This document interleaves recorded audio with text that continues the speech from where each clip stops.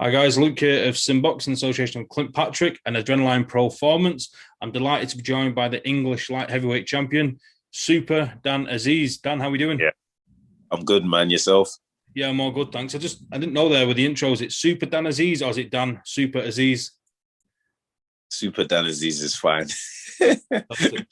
We're here now. It's fight week. You're boxing this weekend on the MTK card. You're taking on Ricky Summers first and foremost. How are you? How's the preparation for the fight and how's camp been?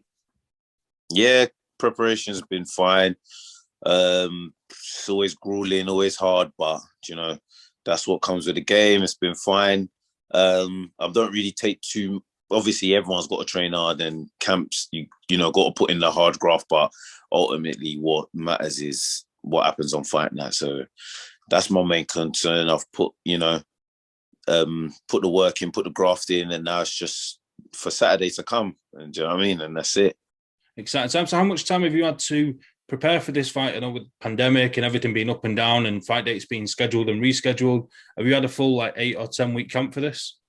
Yeah, but like with me, we don't really. It's not about camps, like because I'm always in the gym. Like I've never not in the gym anyway. It's just about turning it up a gear or whatnot. Like probably 6 weeks or 5 weeks. 5 weeks ago, I was in Dubai, so I was training out there with a coach for about three weeks. So good training as well. So yeah, all together, I've had a good while to train for this. So yeah, I feel good and ready. Fantastic. It's good to hear. It's almost like Dubai's the place to be during the pandemic. You know, a lot of people going out there. There's some shows out there as well with Carl Frampton, Jamel Herring. But how was your time out there? Did you enjoy it? Yeah, it was good, man. I was doing some stuff with some sponsors that were helping me out. So yeah, I didn't have a fight coming up, so I thought might as well head out there, earn a bit of money, and then once I got the call for a fight date, yeah, it was back here. Yeah, so this is, of course, the second defense of your English light heavyweight title. It also couples up as a British title eliminator. Ricky Summers, quite an experienced operator. What are you expecting from Ricky come fight night? Yeah, like you said, it's experience. It's more experienced than me. Had more fights than me. It's boxed for a British title before. Yeah, I think he's a solid opponent. Good fight for me to know where I am at. Um, I think our styles should mesh well, and we'll be able to put on an entertaining fight for the fans. But yeah, no, Ricky's good. He's solid, and I'm looking forward to stepping in the square circle with him. Yeah, so he, of course, is known for being, a little bit rough, a little bit rugged. He comes to fight. Are you prepared to Yeah, go toe to toe with Ricky, or are you expecting to kind of box him a little bit and get on your back foot and outbox him? What's your plan without giving too much away, of course? I'm never the better boxer, so I don't know about outboxing him. But yeah, if like I said, I want to entertain the fans. First and foremost, I want to get the win. But yeah, man, we can go toe to toe. You know, we can toss the coin. I don't mind, man. Like it's all about having entertaining fights, man. I was talking to Derek the other day, and you know what I mean. He's the comeback king, man. You know how many losses has he had, but he's always an entertaining fights, man. And everyone likes watching him fight, and that's what it's about, man. It's all about entertainment. Do you know what I'm saying? So hopefully our fight is entertaining, and like you said, this will be toe to toe. Box, whatever, grueling fight, whatever, man. Let's just make it entertaining. So yeah. It's good to hear that you say there that you're aware of the entertaining aspect to the game. Obviously, first and foremost, it's going in there, getting the win, getting the job done. But boxing is a business, and if you go in there and you're in an entertaining loss, sometimes that can do more for your career than maybe a boring win. Of course, no, definitely, man. Look at just over the weekend, like the two ladies that were fighting for the was it Bridges and Shannon that Courtney. was a fight. I enjoyed that. I was getting I was doing S&C and a massage, and I had it on my laptop. I was like, bloody hell, this is a good fight. I was enjoying it, and that's what it's about, man. Like just watching entertaining fights, man. Like, do you know what I mean? Like UFC's just grown so much because it's entertaining. Do you know what I mean? They're never there trying to, you know, bloody win by boring like points or whatnot. They go in there, trying to kill elbows, what I mean, trying to do whatever like to the death. But it's the rise in UFC is mad because it's entertaining. So I guess that's what we need to do, man.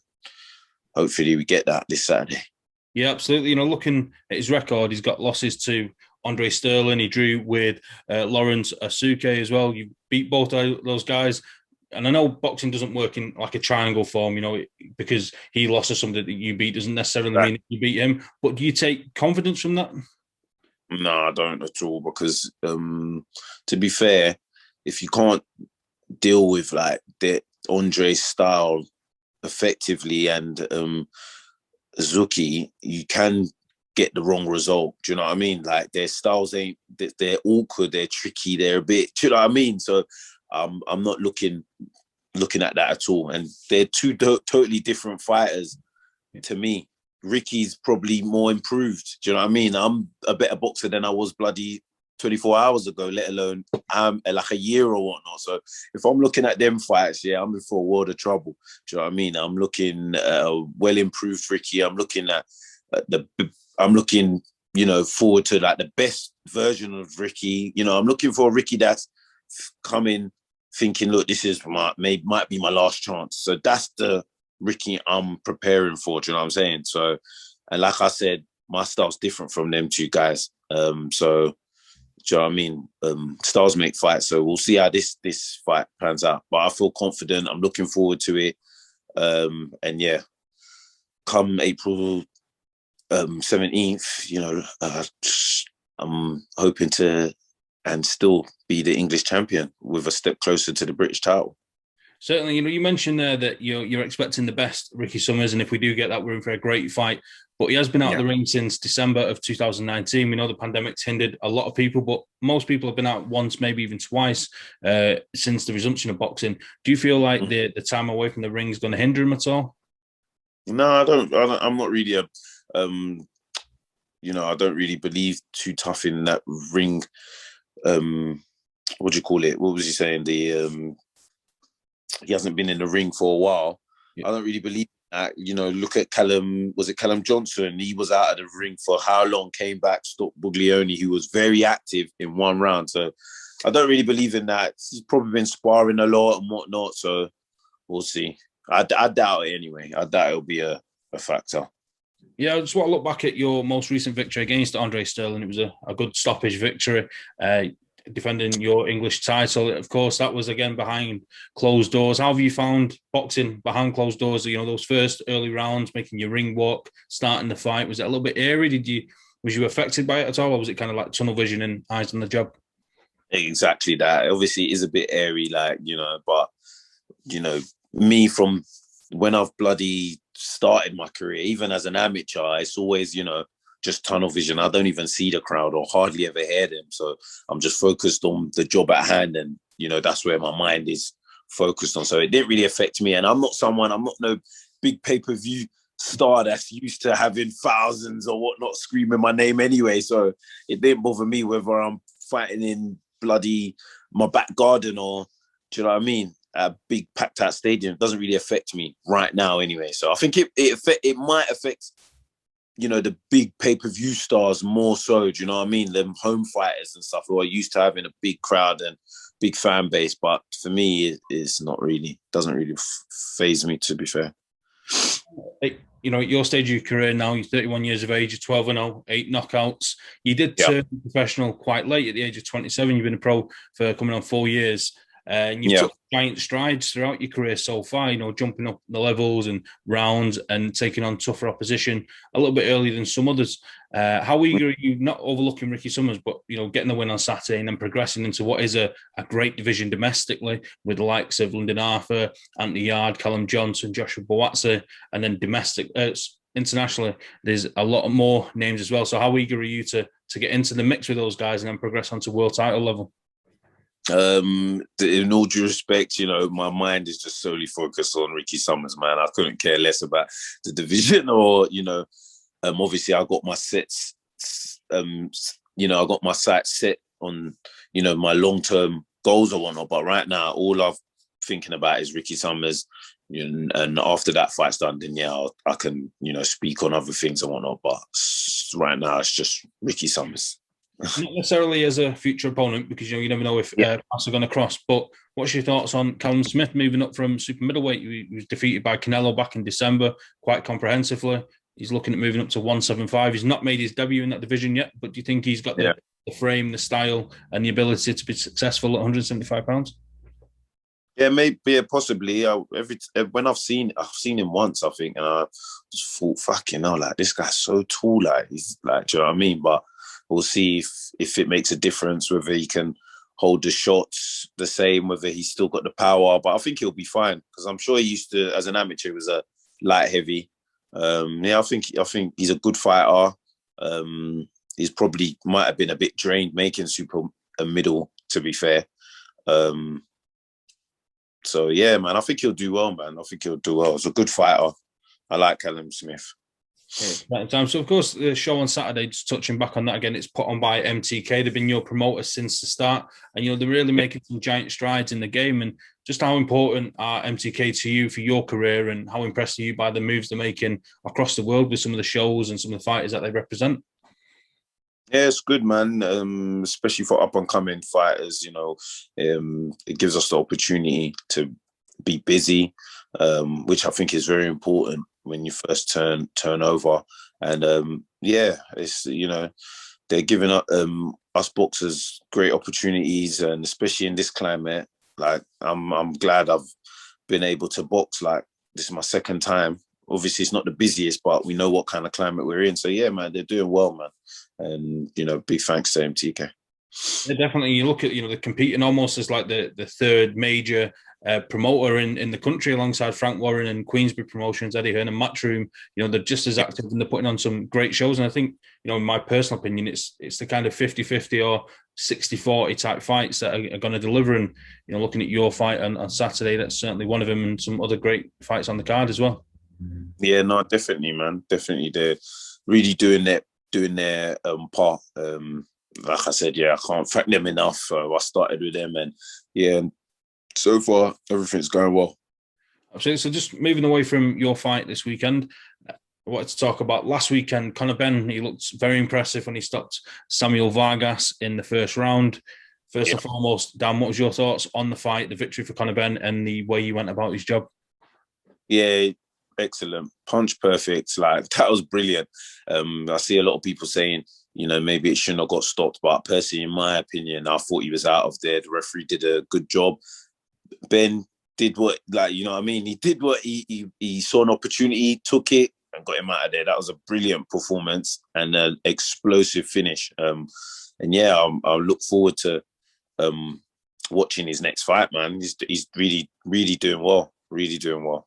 If we could play, it's not easy, coming up under the name of your father, who's a legend, and I think he's doing very well. Do you know what I mean? A lot of people, when he first started off, thought it was a gimmick, but he's really proving them wrong. And kudos to him, man. I think he's doing brilliant. Well done.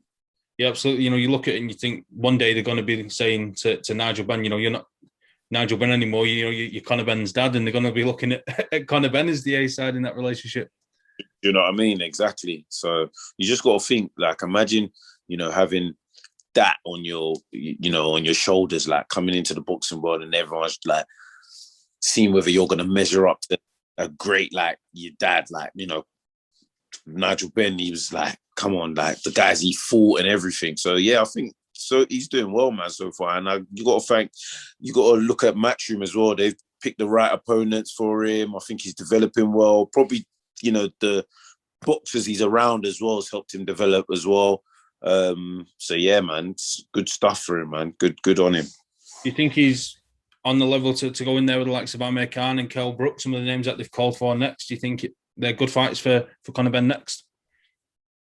No, not yet. Not yet. I don't think so. Not Kell Brook. Not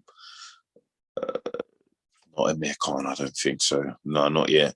But he's getting there. He's getting there. He's getting there. He's still got a little way to go. But yeah, man.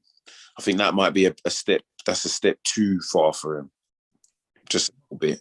But yeah, there's no rush. He's still young, man. Just take his time. Do you know what I mean? And whatnot. And he's entertaining outside as well. So, yeah, man, let him milk it all he can. You know, I can't not mention the picture in the background there of Marvin Hagler. Unfortunately, he passed away earlier on this year, but I'm guessing you're a big fan of Marvin Hagler.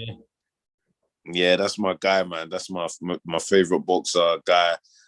His story just inspires me. Just everything about him, man. I just had an interview before, and I was just saying, yeah, his mental fortitude like was second to none. And do you know what I mean? He come up the hard way, and yeah, man, I was really, really sad to hear of his passing. Really sad to hear of his passing. Yeah, it was very untimely. You know, just going a little bit off subject there, but obviously he's part of the Four Kings. I'm not sure if you've seen it. There's a snippet on social media of the Mike Tyson Hotboxing podcast, and he had Sugar Ray Leonard there, and he had Tommy Hearns there as well. And those guys got into it, man. They started arguing, and they were squaring up, and it was like friendly banter. And you could see that even at their age in the 60s, that fire was still burning. Yeah, exactly. Of course, man. Definitely. For me, Hagler was he was the top guy, not just because he was my favorite boxer, but I personally think he beat Leonard in his fight. I scored it so many times, and I always give it to him by 1 round. And whenever you give a fight by 1 round, even 2, you know it could go either way. And obviously he beat Duran, and he beat what's his name, Hearn. So for me, he was top of the tree. Then Leonard, then Hearns, then Duran. But yeah, man, you could just tell, man, those were that was the golden era, man. Do you know what I mean? The golden era of boxing, man. So imagine if they still got needle for each other now and still got that fight. Imagine what it was like back then. Absolutely, absolutely. So it would have been a time to be alive. You know, we're lucky that we can go back and watch it on tapes and watch it on YouTube and wherever else. But yeah, like you say there, to see that it's that intense now. Imagine being, you know, right before the first bell rang for Hagler Hearns, that electricity, that kind of intangible feeling you can't put your finger on. It would have been amazing. Of course, definitely, man. So just to finish on, and it's a subject that at SimBoxx we've tried to avoid until we get an official announcement, but it feels like we're very close. Anthony Joshua versus Tyson Fury. It looks like it's on the verge of being announced. Are you excited for the fight? Do you believe we see it next? Yeah, I'm excited for the fight, just like everybody else is. But waiting until like we've got an actual date. Do you know what I mean? This back and forth is jarring, man.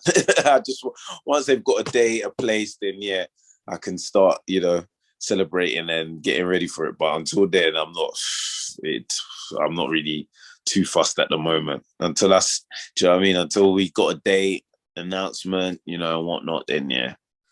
Yeah, for sure. Well, Dan, it's been a pleasure catching up. We'll do something a little bit more in depth in the future, but I just want to catch up with you fight week. I think it's great to get this little insight ahead of your fight. But thank you for your time. Wish you the best of luck, and we'll catch up again in the future.